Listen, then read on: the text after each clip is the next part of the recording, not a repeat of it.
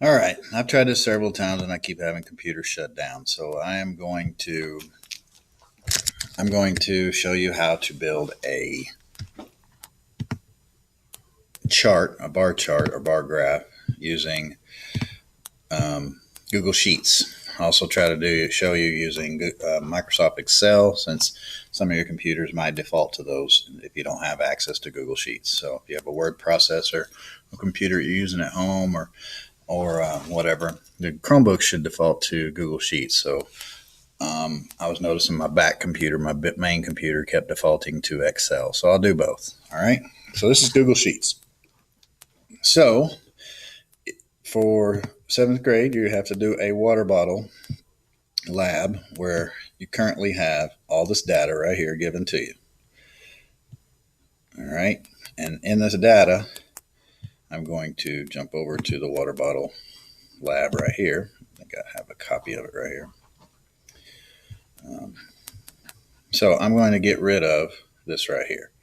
So I don't want you to have this right now. So I'm going to get rid of this. I'm going to hit backspace and get rid of that completely. So what you do if you're wanting to create a Google Sheet is you hit your plus sign, come up to your waffle up here on the right hand side, and you open it up and you'll see Google Sheets right there. So when you open that Google Sheets up, what that does for you is gives you a document here. So from your data that you have currently, you can drag across this, or if you have it inside your actual assignment, if you filled in your chart, you can grab all this data right here and you copy and paste all this data into the actual chart, the Google Sheet. So once you have that, I can grab the top cell and I drag across to the bottom cell that I want. And once I have all of it highlighted, then I go to Insert and I look for Chart. So there's Chart right there. When I do that, it will open up its own chart. Sorry, my phone's buzzing. I'm waiting for the computer to do its business anyway. So it will create a chart just like that. It did it. I didn't do that. When I told it to do what it needed to do, it created itself its own chart. So what I will do though is I will move this over a little bit. Now it opens up this editor on its own. If it doesn't open up the editor, I'm going to get rid of it. This is what you do. You just go to your chart like this and you double click on it to hit it 2 times or 2 more times. So when it does that, it will open this up. All right. So I'm going to hit setup because this is not the bar graph that I want, because we have a water bottle. We have 3 holes that we're looking at. So we want to select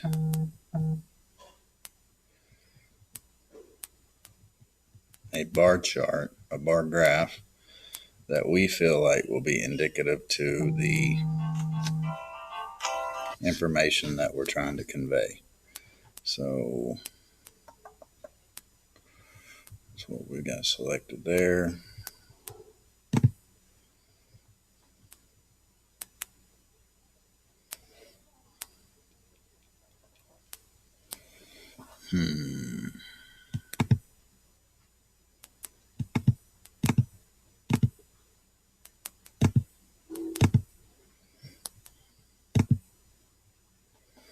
I don't want a stacked bar chart. I want to have, I want to have it where, there we go. That's better.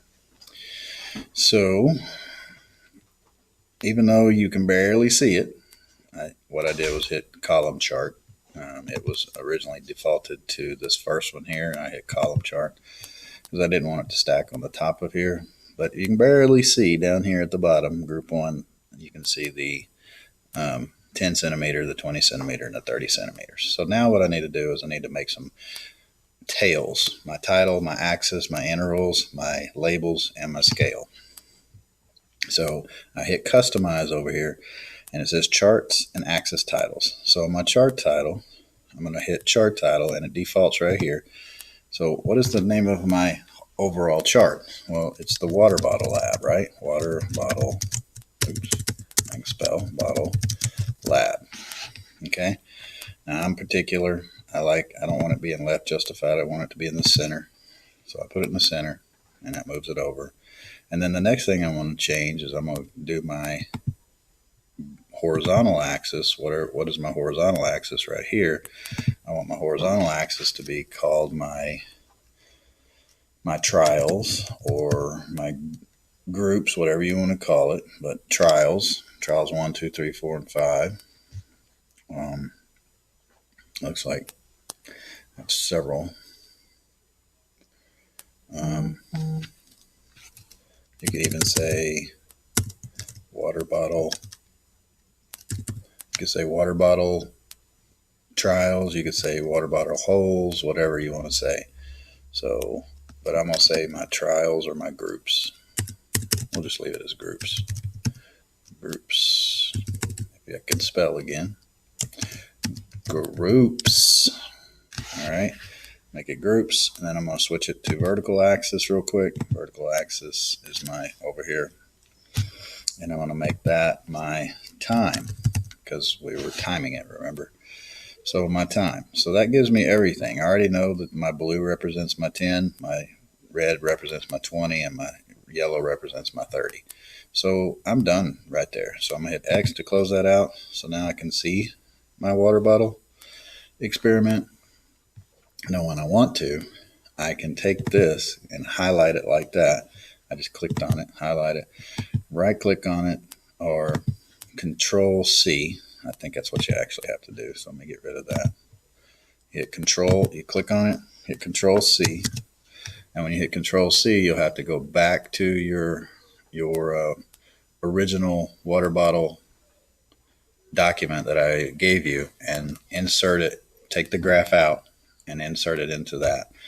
And it should be good to go. It should have a real clean looking assignment. So I hope that was helpful. That's about it. So I'm going to insert this in here so you have it, and you should be good. All right. Have a good one. Let me close this out.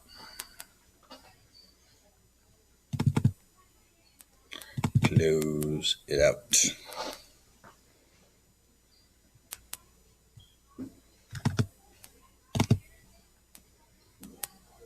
All right.